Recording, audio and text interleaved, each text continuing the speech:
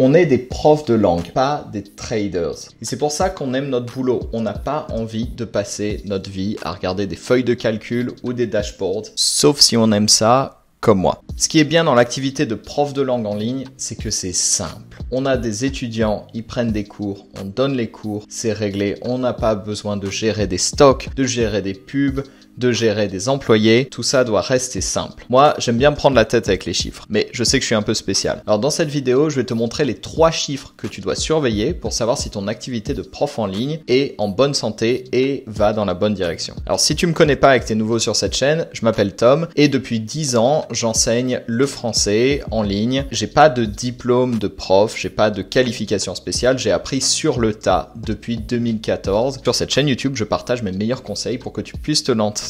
Que tu aies un diplôme de prof de langue ou pas, peu importe ton background et tes études, pour que tu puisses te lancer et devenir prof de français, tuteur de conversation, on peut appeler ça comme on veut, ou même tu peux enseigner d'autres langues. Tout est sur cette chaîne et si ça t'intéresse et que tu veux aller plus loin, dans la description il y a un lien vers une formation gratuite de 3 jours qui va t'aider à lancer ton activité, trouver ta niche, trouver tes premiers étudiants et donner tes premiers cours. Le premier chiffre, la première métrique, la première chose qu'on va devoir mesurer, c'est ta visibilité. C'est le nombre d'étudiants qualifiés qui vont voir ton offre. C'est la page, le lien, la chose sur laquelle tu montres que tu as quelque chose à proposer, c'est-à-dire tes cours la plupart du temps. On peut mesurer ça de différentes façons en fonction des choses. On peut voir le nombre de personnes qui passent sur ton profil, le nombre de personnes qui interagissent. Par exemple, si tu as un PDF gratuit à donner, c'est un meilleur chiffre de mesurer les nombres de personnes qui vont télécharger ton PDF gratuit. Voilà, ça c'est la première chose, c'est la visibilité, c'est ton entrée de tunnel. C'est peut-être pour nous, en tant que prof de langue en ligne, le plus difficile à mesurer parce que parfois on a la contrainte des plateformes qui nous donnent pas toujours accès à des chiffres très clairs, quoique c'est pas mal en train de changer sur la plupart des plateformes où ils commencent à donner un maximum de chiffres parce que c'est dans l'intérêt des plateformes que ces 3 chiffres là tu les connaisses toi-même et que tu essaies de les optimiser. Et c'est aussi un peu compliqué parce que on sait pas toujours où les trouver quand on utilise les réseaux sociaux. Ce qui est intéressant, c'est d'essayer de concentrer, si tu as plusieurs réseaux sociaux que tu utilises, vers une page sur laquelle tu vas voir le nombre de personnes qui arrivent sur cette page. Et cette page, elle doit servir à clairement proposer tes cours. La deuxième métrique, c'est la conversion. C'est le nombre d'étudiants, donc le nombre de prospects qui vont prendre des cours avec toi, qui vont passer de personnes qui voient la page au nombre de personnes qui prennent des cours. C'est super facile à calculer. Donc la visibilité, c'est un chiffre. La conversion, ça va plutôt être un ratio, donc un pourcentage. Sur 100 personnes qui vont voir ton profil sur italki, ton profil sur Preply ou quelque chose comme ça, combien vont prendre une leçon payante avec toi. Et la troisième chose, c'est la valeur à vie. Moi, personnellement, je pense que c'est la meilleure façon de mesurer ses revenus. On pourrait mesurer ses revenus mensuels, c'est une façon de faire. On pourrait mesurer son nombre d'étudiants, qui est généralement ce qu'on dit un peu intuitivement pour mesurer la qualité de son activité. Mais on peut avoir beaucoup d'étudiants qui payent des leçons à 10 $ et qui en prennent 2 ou 3. Et ça, c'est pas un bon signe de business en bonne santé. Ce qu'on veut, c'est des étudiants qui payent bien et qui restent plus longtemps. Ou alors, s'ils restent pas longtemps, par exemple, tu es dans une niche de préparation aux examens ou de préparation au tourisme ou quelque chose dans lequel les étudiants ne restent pas longtemps en général, d'être sûr d'avoir des bons revenus par rapport à ça.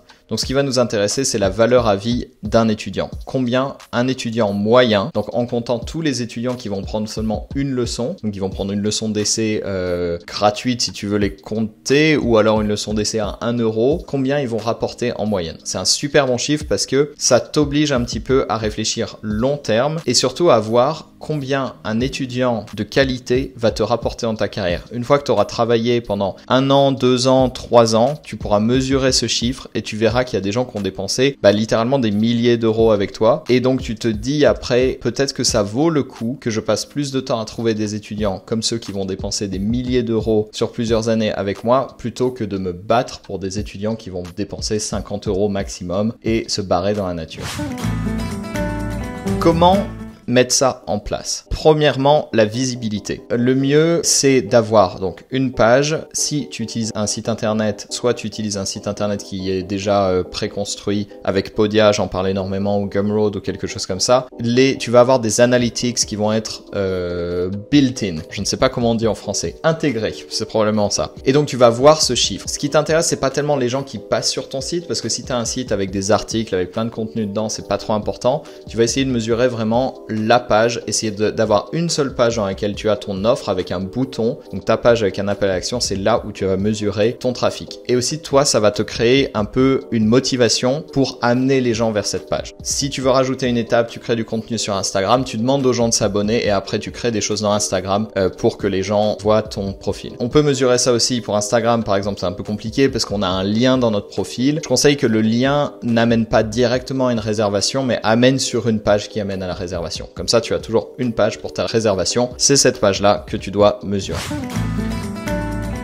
Une fois qu'on connaît notre visibilité, donc le nombre de personnes qui vont arriver sur notre page, on peut juste voir combien de personnes, donc on va prendre les chiffres quotidiens si tu veux, mensuel c'est bien. Sur une durée d'un mois, combien de personnes sont arrivées sur ta page et combien de personnes ont pris une leçon. Faut bien aussi t'assurer que tu ne rediriges pas des étudiants qui sont déjà actifs vers cette page. Si c'est la même page pour réserver des cours, tu vas avoir des chiffres complètement biaisés parce que tes étudiants actifs vont revenir sur la page pour reprendre des cours et du coup tu vas avoir l'impression que tu as beaucoup plus de visibilité, ce qui n'est pas nécessairement une chose très bien dans ce sens-là, puisqu'en fait ça va baisser ton ratio. Voilà, je sais pas si tu me suis dans la logique, c'est un peu des maths avec une fraction et tout. Pour améliorer ton taux de conversion, c'est là où toutes les stratégies d'avoir un bon profil sont importantes. Si tu es sur les plateformes, en fait ces deux choses sont assez intimement liées parce que un bon profil va avoir plus de visibilité sur les plateformes et plus de conversion. La conversion va se faire avec un appel à action. C'est bien de dire par exemple de faire des choses genre réserver maintenant si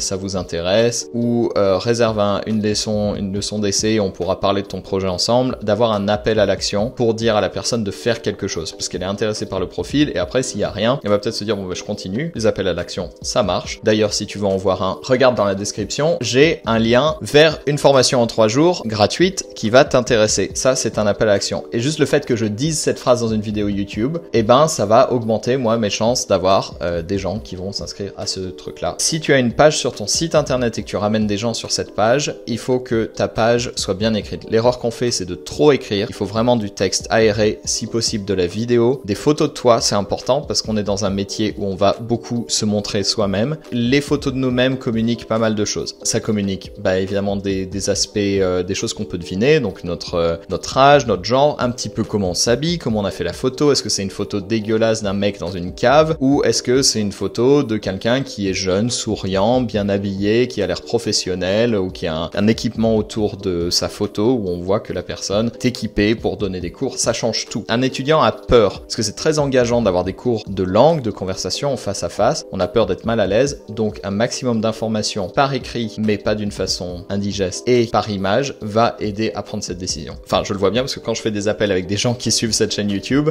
ça passe, le courant passe très bien. Je vois qu'il n'y a pas d'inquiétude, il n'y a pas de ok, t'es qui, je te connais pas, il y a déjà une pré-connaissance du truc. Bon, je m'égare un peu, mais voilà, sur ta page, pour augmenter la conversion, montre-toi. Et ensuite, il y a des techniques de copywriting, donc d'écriture de pages de vente. J'en parlerai dans une autre vidéo parce que c'est un sujet un peu plus long, mais si tu veux faire ça bien, je te conseille d'utiliser ChatGPT, enfin tous les outils d'intelligence artificielle pour écrire des pages de vente.